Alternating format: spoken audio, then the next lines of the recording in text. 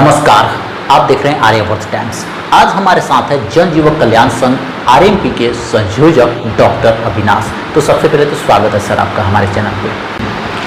Aryavart times देखने वाले सभी दर्शकों को नमन। आज स्वतंत्रता दिवस के अवसर पे हम सभी देशवासियों और खासकर जो शहीद हुए हैं हमारे पूर्वजों, उन सबको हम लोग याद करते हैं। 1947 में जब देश आज़ाद हुए थे उस समय हमारे पूर्वजों ने इस लड़ाई को लड़े थे और तब जाके हम लोग आज स्वतंत्रता दिवस मना रहे हैं। आपने पूछा जनजीवन कल्याण संघ आरएमपी। जनजीवन कल्याण संघ आरएमपी जो ग्रामीण चिकित्सक, जो सुदूर देहात में जो ग्रामीण जो प्राथमिक उपचार कर रहे हैं, उन्हीं के ऊपर जनजीवन कल्याण संघ आरएमपी संस्था है जो कार्य करती है। खासकर ग्रामीण चिकित्सक वो हैं जो समाज में जब कभी कोई लाचार होता है, सबसे पहला परेशानी ये होता है कि उसके बाद पैसे की अभाव होता है। उस समय हमारे जो ग्रामीण चिकित्सक हैं, जिसको हम लोग आरएमपी चिकित्सक कहते हैं, तो समाज में पैसा हो या नहीं हो, पहले वो सेवा भाव से इलाज करते हैं। खासकर जैसे ही गांव से लोग शहर की ओर पेशेंट बढ़ती है तो वहाँ पैसा की मारामारी है। अभी के दौर में जो लोग एफोर्ड नहीं कर पा रहे हैं, लेकिन जो ग्रामीण चिकित्सक है पैसा दे या नहीं दे, सबसे पहले वो सेवा करते हैं। और जनजीवन कल्याण संघ आरएमपी के जो भी मेंबर हैं, वो प्रदेश कमेटी हो, जिला कमेटी हो, प्रखंड के हो और पंचायत के हो, सारे लोग हमेशा समाज के लिए, समाज के एक बेटा के रूप में, एक स्वास्थ्य सेवक के रूप में, एक हेल्थ एडवाइजर के रूप में हमेशा सेवा देते रहते हैं। और खासकर स्वतंत्रता दिवस के अवसर पर सभी ग्रामीण चिकित्सक भाइयों को मैं यही बताना चाहूँगा कि जैसे हमारे पूर्वजों शहीद हुए देश के लिए, वैसे आप अपने समाज के लिए पैसा रहे या नहीं रहे, आप हमेशा 24 घंटा समाज की सेवा करते रहे। जैसे हम लोगों ने एक नारा भी दिया था, देश का रक्षक सीआरपी और गांव का रक्षक आरएमपी। तो आरएमपी का मतलब होता है रूरल मेडिकल प्रैक्टिशनर। वो समाज के लिए हमेशा कार्य करते हैं। और हम लोगों ने कुछ समय से दो तीन चीज़ पे हम लोगों ने काम भी किया। जैसे आपने देखे होइएगा, अभी हाइपरटेंशन और ब्लड शुगर की पेशेंटों की संख्या बहुत ज़्यादा बढ़ रही है। तो उसके लिए भी जनजीवन कल्याण संघ आरएमपी समाज में जो भी खासकर शुगर की डायबिटिक हैं, शुगर की दवा ले रहे हैं, उसके लिए भी हम लोग एक मुहिम चला के और घर घर जाके जो हेल्थ एडवाइजर होते हैं वो घर घर जाके उनका सर्वे करता है, दवा खा रहे हैं तो कितने दिनों से खा रहे हैं। और इस तरह की कार्य हमेशा जो ग्रामीण चिकित्सक वो करते रहते हैं। पिछले सप्ताह से हम लोगों ने शुरू किया है मगध कैंसर सेंटर के साथ। उसके जो डायरेक्टर है डॉक्टर रिदु कुमार शर्मा, वो आपके डीएम ऑन्कोलॉजी है। तो हम लोग अभी कैंसर अवेयरनेस में भी काम शुरू किए हैं, जो अभी मधुबनी में हम लोगों ने 28 तारीख को पहला प्रोग्राम किए हैं। वो भी हम लोगों को बिहार के सभी जिले, सभी प्रखंड और सभी पंचायत तक जाना भी है। बहुत अच्छा लगा आप जिस तरीके से कार्य कर रहे हैं। और सर, जैसा आपने बताया कि चाहे पैसे हो या ना हो, जो हमारे साथ जुड़े लोग हैं वो सभी लोग जो फर्स्ट एड का काम होता है या फिर जो भी आप लोगों के द्वारा ट्रेनिंग प्रदान की जाती है उसके अनुसार वो काम कर रहे हैं। उनको फिर भी एक, अगर शुद्ध देशी भाषा में बोले तो झोला छाप डॉक्टर बोल करके प्रोनाउंशिएट कर दिया जाता है, उनको ये किया जाता है।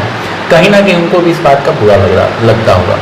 इसको लेकर के आपके जो ऑर्गेनाइजेशन आपकी है, संघ है, उसका क्या उद्देश्य है और उनके लिए, उनकी इमेज को बेहतर बनाने के लिए, उनके जीवन को बेहतर बनाने के लिए आपकी ऑर्गेनाइजेशन क्या कर रही है? देखिए, सबसे पहले मैं इस बात को खंडित करना चाहूँगा, जो झोला छाप शब्द है वो प्राथमिक उपचार करे चिकित्सकों के लिए नहीं बना हुआ है। वो जब बना हुआ था, पहले लोग क्या करते थे, बैग माने झोला में दवा लेके जाया करते थे। वो दौर अब खत्म हो गई। और खासकर जिस राज्य में हम लोग हैं, बिहार जैसे राज्य में, यहाँ के माननीय मुख्यमंत्री नीतीश कुमार जी 2 अगस्त 2014 को, जिस समय हम लोगों ने किसी हॉल में ग्रामीण चिकित्सकों के लिए कार्य कर रहे थे, उन्होंने आके बोले, मेरे पिताजी भी वैद्य थे, मैं भी पुड़िया बनाया करता था, और जो गांव में जो प्रैक्टिस कर रहे हैं, खासकर प्राथमिक उपचार चिकित्सक जिसको हम लोग ग्रामीण चिकित्सक बोलते हैं, तो मुख्यमंत्री जी बताते थे जो वो प्रैक्टिस इतने अच्छे करते हैं, उन लोग यदि कोई पुड़िया भी बांध देता है ना, वो फेंक दे तो खुलता नहीं है। इसका मतलब ये है जो ग्रामीण चिकित्सक के बिना समाज की सेवा हो ही नहीं सकता है। जो कोई यदि झोला छाप सबसे तुलना करते हैं, वो इस गंदी भाषा को हम लोग क्या बोले, जो समाज के एक, जिसका उदाहरण CRP से हो, जो RMP जो सेवक हैं, खासकर उस समाज के, जिस समाज में पैसा हो या ना हो, रात की 12 बजे या 2 बजे वो परिवार छोड़ के जाते हैं जो चिकित्सक, उसके लिए ये शब्द का प्रयोग होना ही नहीं चाहिए। खासकर जनजीवन कल्याण संघ RMP जो ग्रामीण चिकित्सकों के ऊपर जो कार्य कर रही है, वो उनका जो ग्रामीण चिकित्सक के मान सम्मान की रक्षा के लिए, और खासकर मैं सभी ग्रामीण चिकित्सकों को आलचावक न्यूज टाइम्स के माध्यम से ये कहना चाहूँगा कि वो लोग अपने दायरे में प्रैक्टिस करें। यदि दायरा को भूलेंगे तो उनको कई नामों से पुकारा जाएगा। इस चीज़ को ग्रामीण चिकित्सकों को समझना पड़ेगा, जो हम लोगों को दायरा में रह के प्रैक्टिस करना है। ग्रामीण चिकित्सकों का दायरा मतलब क्या होना चाहिए आपके अनुसार? देखिए, ग्रामीण चिकित्सकों को दायरा है प्राथमिक उपचार करना और उसके बाद रेफर कर देना। खासकर आप देखिएगा सरकार के द्वारा प्राथमिक उपचार केंद्र PSC खोला गया है, उसके बाद जिला में जाते सदर हॉस्पिटल है, उससे आगे बढ़ते तो मेडिकल कॉलेज है। तो ग्रामीण चिकित्सकों को है प्राइमरी ट्रीटमेंट कर देने के बाद अपने बड़े जो चिकित्सक हैं उनके यहाँ भेज देना। इस दायरे को मेंटेन करना है ग्रामीण चिकित्सकों को। अभी आपके साथ लगभग कितने चिकित्सक जुड़ चुके हैं सर? हम लोग के साथ अभी 4 लाख चिकित्सक केवल बिहार जैसे राज्य में, और हम लोग अभी लगभग 25 राज्य में काम कर रहे हैं, जिसमें लगभग लाखों की संख्या में ग्रामीण चिकित्सक जुड़े हुए और कार्य कर रहे हैं। उनका, जैसे आपने बताया नीतीश कुमार जी से भी इस पर बात हो चुकी है आप सभी की, सरकार का कोई सहयोग मिल रहा है या नहीं, और आप लोग की सरकार से मांग स्पेशल इन चिकित्सकों के लिए क्या है, RMP के लिए क्या है? देखिए, सरकार ग्रामीण चिकित्सकों के लिए प्रशिक्षण प्रोग्राम की घोषणा की, और सरकार प्रशिक्षण प्रोग्राम कराए भी और करा भी रहे हैं।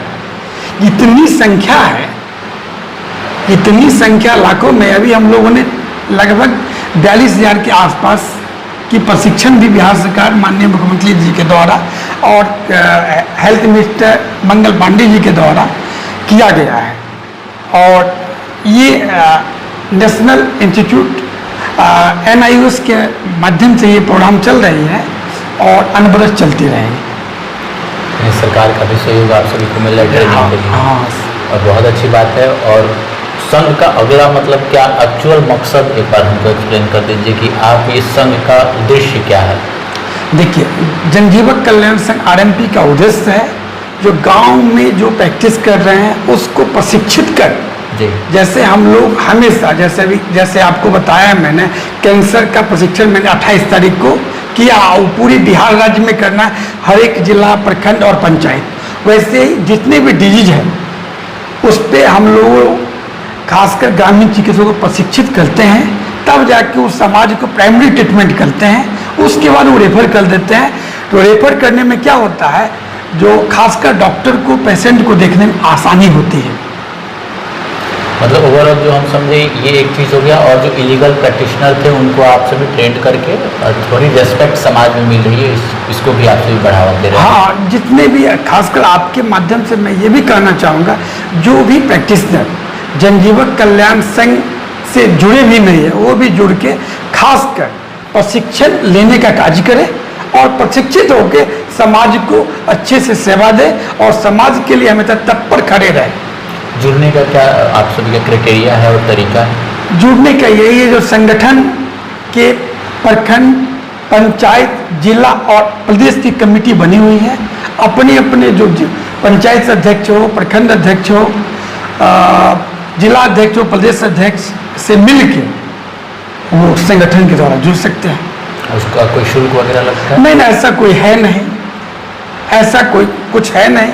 वो ग्रामीण चिकित्सक हैं यदि, तो संगठन के साथ जुड़ के अपना प्रैक्टिस सुरक्षित कर सकते हैं। बहुत अच्छा आप सभी कार्य कर रहे हैं, और इससे बहुत सारे प्राथमिक जो चिकित्सक गाँव में रहते हैं और उन सभी को आप रिस्पेक्ट दिलाने का काम कर रहे हैं, वैल्यू दिलाने का काम कर रहे हैं, और उनके दायरे को भी आप बता रहे हैं, ये बहुत बड़ी बात है। सर, वैसे अगर बिहार की हेल्थ डिपार्टमेंट की बात करें तो जिस तरीके से यहाँ पर व्यवस्था लचर होती जा रही है, जिस तरीके से इमरजेंसी में आप देखते हैं लाइन बड़ी बड़ी लगी रहती है, इसको लेकर के क्या कोई आपके ऑर्गेनाइजेशन की तरफ से कोई पहल हो रही है कि हॉस्पिटल्स में अधिक से अधिक बेड की व्यवस्था हो? सरकार से हमसे मांग करें, जो आप सभी रेफ़र कर देते हैं, वो जो भी पेशेंट आए उनको ज़्यादा दिक्कत ना हो, आपके रेफ़र की भी वैल्यू हो? देखिए, सरकार खासकर देखिए, जब तक ग्रामीण चिकित्सक, जो गांव के चिकित्सक यदि पेशेंट को रोकेंगे नहीं तो अभी क्या लंबी कतार लगे, और लंबी कतार लग जाएगी। सरकार के सबसे बड़ा सहयोगी कोई है, वो जनजीवक कल्याण संघ RMP के सिपाही, जिसको हम ग्रामीण चिकित्सक या प्राथमिक उपचार चिकित्सक कहते हैं। सरकार और खासकर गांव, जो समाज में लोग रह रहे हैं, उसकी व्यवस्था सरकार कभी नहीं कर पाएगा जब तक ग्रामीण चिकित्सक उसको सही ढंग से नहीं कर पाएंगे। ग्रामीण चिकित्सक के ऊपर ही निर्भर है समाज, और खासकर मेडिकल कॉलेज है। प्रधानमंत्री जी को भी मेडिकल, जैसे अभी दरभंगा एम्स का निर्माण हो रहा है, वो तो अपने काम काज कर रहे हैं, लेकिन हम जिस देश में रहते हैं, जिस राज्य में रहते हैं, इसकी आबादी इतनी है जो ग्रामीण चिकित्सकों के बिना, खासकर प्राथमिक उपचार चिकित्सकों के बिना हम लोग कुछ नहीं कर सकते। हेल्थ का यदि सिस्टम है तो प्राथमिक उपचार चिकित्सक ही उसका सिस्टम है। यानी इम्पोर्टेंस तो है बहुत ज़्यादा, क्योंकि गांव में जहां अभी भी बहुत दूर दूर तक हॉस्पिटल्स नहीं हैं, कई सरकारी हॉस्पिटल, वहां पर डॉक्टर अवेलेबल नहीं होते हैं, तो वहाँ पर प्राथमिक चिकित्सक बहुत सारे लोगों का जान बचाते हुए नजर आते हैं। और सच में CRP से जो आपने कंपेयर किया, ये कंपेयर के काबिल भी हैं। सर, आगे अगर मान लीजिए कि आपके किसी भी प्राथमिक चिकित्सक के साथ किसी भी तरीक़े से कोई दुर्व्यवहार कर रहा है, या फिर वो कहीं ना कहीं समाज में वो किसी न किसी इंसान के द्वारा अगर कुछ गलती हो जाती है तो उनकी पिटाई कर दी जाती है, कभी कभी ये सारे मामले आते हैं, तो उसको लेकर के आपके ऑर्गेनाइजेशन का कोई कदम होता है? देखिए, जनजीवक कल्याण संघ RMP से जुड़ा हुआ जो भी है वो अपने दायरे को समझता है, और जो दायरे को समझता है उसके साथ इस तरह की घटना नहीं होती है। जो दायरे को नहीं समझता है उसी के साथ इस तरह की घटना होती है। आप ग्रामीण चिकित्सक है, कार्य करना है प्राथमिक उपचार और कर रहे हैं सर्जरी, तो वो उनकी गलती है। जो जनजीवक कल्याण संघ RMP से जुड़ा हुआ है, ये चिकित्सक ये कार्य नहीं करते हैं। जैसे मुझे नहीं बोलना चाहिए, पटना में बाईपास मुझे लगता है सैकड़ों हॉस्पिटल, हमको लगता है 10 हॉस्पिटल छोड़ के सारे वैसे लोग हॉस्पिटल चला रहे हैं जिनके पास कोई डिग्रियां नहीं है और अपने आप को एक MS बन के बैठे हुए हैं। और मेडिकल सिस्टम को यदि कोई खराब कर रहा है तो पटना में बाईपास में बैठा हुआ हॉस्पिटल, इस पे सरकार को भी नज़र रखनी चाहिए। और खासकर पटना सिविल सर्जन को मैं आपके माध्यम से ये कहना चाहूँगा, क्योंकि पटना में जो बाईपास पर हॉस्पिटल खुली हुई है उसकी जांच करावें। ये यदि जांच करवाते हैं तो ये पता चलेगा कि यहाँ चिकित्सक, यहाँ तो माफियाओं का, उस माफियाओं को खोजना है, वो काम सरकार करेगी। और जिला प्रशासन पटना और सिविल सर्जन पटना उनके दायरा में आता है। जो प्राइवेट हॉस्पिटल्स हैं, ये बात बहुत ज़्यादा आजकल उठाई भी जा रही है। सदन में भी हमने कई नेताओं के द्वारा ये चर्चा सुना कि वो कह रहे हैं कि बहुत सारे माफिया हैं जो हॉस्पिटल चला रहे हैं, डॉक्टर्स वो नहीं है, जो बात आपने भी कही, जिससे बहुत सारे लोगों की जान जा रही है और एक बिजनेस का माध्यम ये बन गया है। जैसे आपने बताया कि गाँव में जैसे हम सभी बिना पैसे का भी इलाज करते हैं, हम प्रेरित करते हैं लोगों की आप अधिक से अधिक लोगों की सेवा करें, लेकिन अगर हॉस्पिटल्स में आ जाते हैं पटना, तो अगर आप मिडिल क्लास फैमिली से हैं या फिर गरीब हैं, गरीब का तो यहाँ इलाज कराने का सवाल ही नहीं उठता है, लेकिन एक मिडिल क्लास फैमिली का टोटल पैसा यहाँ पर खर्च हो जाता है। तो सर, इस सिस्टम को कैसे बदला जा सकता है? अगर इस पर विचार किया जाए तो जैसे आपने बताया कि जांच होनी चाहिए प्राइवेट हॉस्पिटल्स की, लेकिन एक आईसीयू के जो चार्जेस हैं, जो सर्जरी के चार्जेस हैं, उसमें एक लिमिटेशन होना चाहिए, नहीं होना चाहिए, इस पर आपके क्या विचार है? देखिए, सबसे पहले जो भी प्राइवेट हॉस्पिटल है, वो यदि कोई माफिया अपने नाम के आगे डायरेक्टर लगाया हुआ है, इसको सरकार को खोजना है। उसके जो भी सीसीटीवी कैमरा लगे हुए हैं, उसको चेक होना चाहिए। ये सरकार की और पटना प्रशासन की दायरा की। ये प्रशासन करने में यदि सक्षम है तो हम लगता है दूध का दूध और पानी का पानी निकल जाएगा। डायरेक्टर कोई बना हुआ है, डॉक्टर कोई बना बैठा है। इस चीज़ की पहचान हम लोग अपने राजधानी में ही कर लेंगे। और जहाँ तक आपने आईसीयू की सवाल किया है, आईसीयू की एक दायरा होना चाहिए। सरकार ने अब तो बहुत बढ़िया किया है आयुष्मान कार्ड। अब तो जितने भी लोग हैं, खासकर जिनके पास राशन कार्ड है, उनके परिवार के सारे लोग का आयुष्मान कार्ड हो गया है। तब लगता है हम लोग इस सिस्टम से उबर जाएंगे। ये माननीय प्रधानमंत्री नरेंद्र मोदी जी का आयुष्मान कार्ड गरीबों के लिए वरदान साबित हो रहा है। तो जितना मैं तारीफ करूं बहुत कम होगा। आज परिवार में यदि 5 लोग हैं तो 5 के नाम से आयुष्मान कार्ड है, खासकर लोअर मिडिल क्लास के जो भी परिवार हैं। तो हम लोग आईसीयू से अब छुटकारा पा सकते हैं आयुष्मान कार्ड के माध्यम। सीएम रिलीफ फंड के CMRF रिलीफ फंड मुख्यमंत्री जी का है, जो आय प्रमाण पत्र लोग बना के आवे और जो भी सीरियस से जुड़ा हुआ हॉस्पिटल है वहाँ इलाज करावे। तो इस तरह की परेशानी अब है नहीं, क्योंकि मेरे प्रधानमंत्री और मुख्यमंत्री जी इसके लिए स्वास्थ्य के प्रति बहुत जागरूक हैं। तो ये कार्य अब सफल होने वाला ही है और गरीबों के लिए बहुत बड़ा वरदान है। और जैसे कि सर से हमारी बात हो रही थी, इन्होंने बताया कि इस तरीके से ग्रामीण प्राथमिक चिकित्सकों को ये जोड़ रहे हैं और ना सिर्फ उन्हें ट्रेनिंग दे रहे हैं बल्कि उनके साथ ही हमेशा खड़े हैं। और आप सभी को इससे जुड़ने का कोई शुल्क भी नहीं लगना है। तो जितने भी ग्रामीण चिकित्सक हैं जो आज भी ऐसे संस्थाओं को ढूंढ रहे हैं जहां पर उनको प्रतिष्ठा मिल सके, रेस्पेक्ट मिल सके, वैल्यू मिल सके, समाज में जो उनको दिला सके, तो आप जनजीवक कल्याण संस्था से आकर के जुड़ सकते हैं, RMP जो है। और इसमें आपको जो भी बातें हम सभी अभी कर रहे थे, सारी चीज़ों की ट्रेनिंग समय समय पर दी जाती है और सरकार भी इस चीज़ में इन्वॉल्व है। आपकी भी अगर कोई मांग हो तो कमेंट बॉक्स के माध्यम से आप ये बता दीजिएगा। बहुत बहुत धन्यवाद सर, आपने अपना बहुमूल्य समय दिया। आज टाइम्स को देखने वाले सभी दर्शकों को मेरा प्रणाम।